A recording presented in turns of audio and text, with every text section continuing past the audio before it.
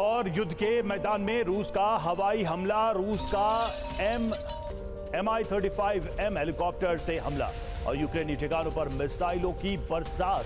रूसी हमले में यूक्रेन के 9 सैनिक मारे गए।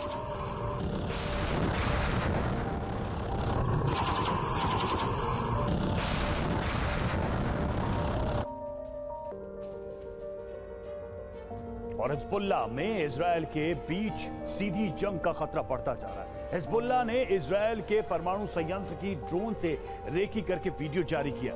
नसरल्लाह ने कहा कि इजरायल को रेगिस्तान बनाने का इंतजाम हो चुका है। इजरायल ने भी लेबनान पर ग्राउंड ऑपरेशन की तैयारी शुरू कर दी है।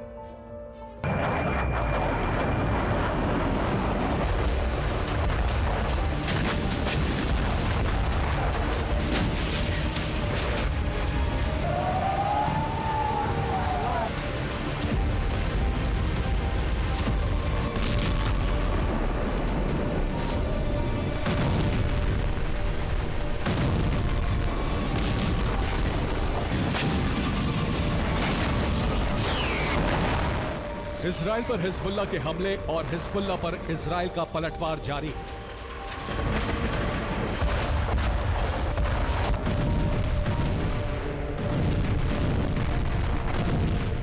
हिजबुल्लाह इजरायली सैन्य चौकियों पर ताबड़तोड़ रॉकेट और मिसाइल हमले कर रहा है।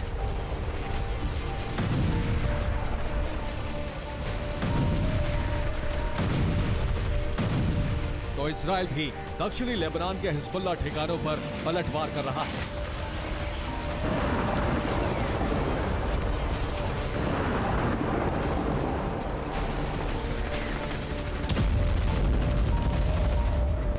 चौबीस जून को हिजबुल्लाह की मिसाइल रॉकेट फोर्सेस ने इजरायल के अश्कलोन पर हमले किए।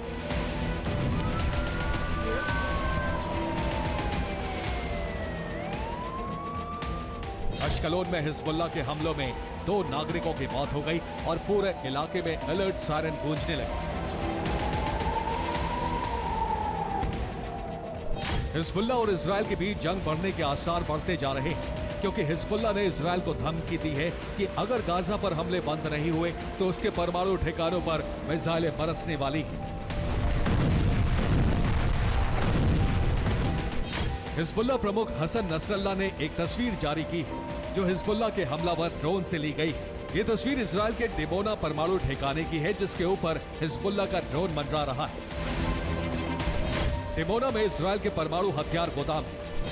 इसके ठीक ऊपर हिजबुल्लाह का ड्रोन मंडरा रहा है। ये ड्रोन डिमोना पर हमला करता तो रेडिएशन का विस्फोट हो जाता। हिजबुल्लाह के इस खतरे के बाद इजरायल ने लेबनान पर ग्राउंड ऑपरेशन की तैयारी शुरू कर दी।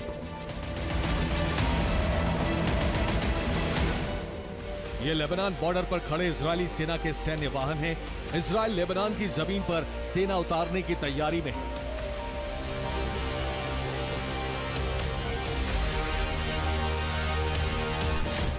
इजरायल ने दावा किया है कि हिजबुल्लाह इजरायल पर हमले के लिए हथियार जमा कर रहा है।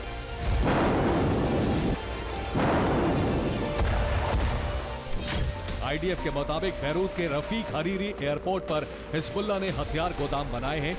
लेबनान के विदेश मंत्री अब्दुल्ला हबीब ने कहा है कि इजरायल लेबनान पर हमला करने के लिए झूठे आरोप लगा रहा है। इसके जवाब में हिजबुल्लाह ने तेल अवीव के बेन गुरियन एयरपोर्ट की तस्वीर जारी की है। हिजबुल्लाह का दावा है कि इजरायल ने बेन गुरियन एयरपोर्ट पर अमेरिकी हथियारों का गोदाम बनाया है।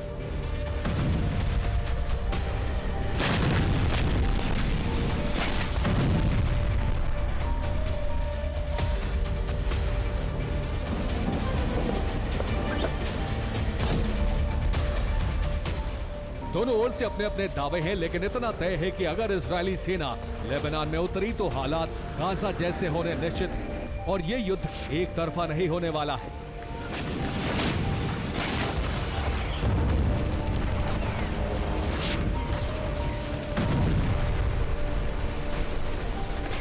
इसीलिए अमेरिकी दौरे पर गए इजरायली रक्षा मंत्री योव गैलेंट को विदेश मंत्री एंटनी ब्लिंकन ने सलाह दी है।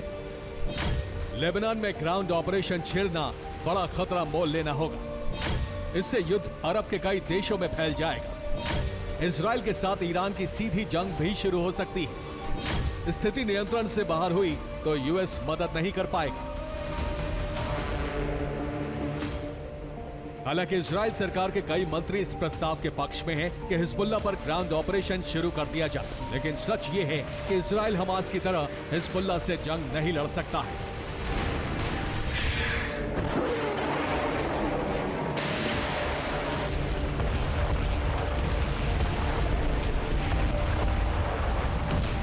हमास से हिजबुल्लाह कहीं ज्यादा एडवांस संगठन है और इजराइल के लिए बड़ा खतरा भी।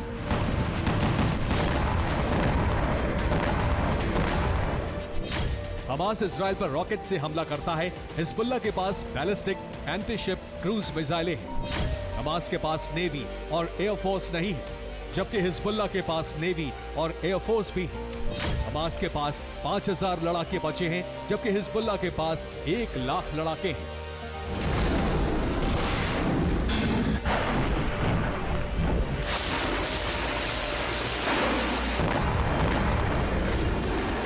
हिजबुल्लाह को ईरान का सीधा समर्थन है और अगर जंग शुरू हुई तो इजराइल पर हमास के मुकाबले हिजबुल्लाह कहीं ज्यादा विध्वंसक हमले करेगा।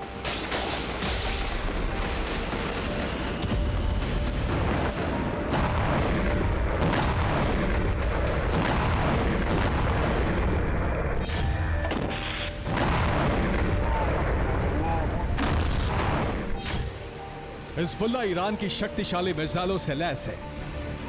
हिजबुल्लाह के पास फज्र 3 मिसाइल है, जिसकी रेंज 40 किलोमीटर है।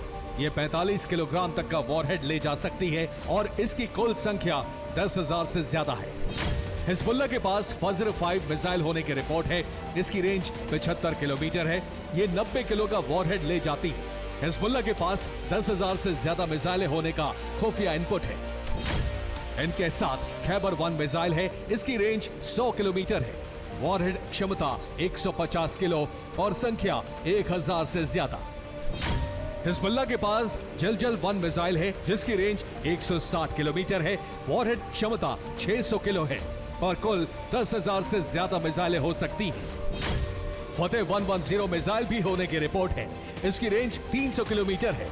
वॉरहेड क्षमता 500 किलो है और ये 1000 से ज्यादा हो सकती है।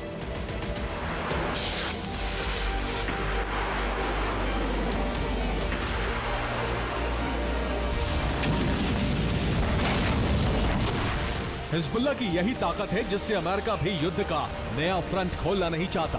लेकिन इजराइल ने ऐलान कर दिया है कि युद्ध ऐसे हथियारों से लड़ा जाएगा जो अब तक इस्तेमाल नहीं हुए।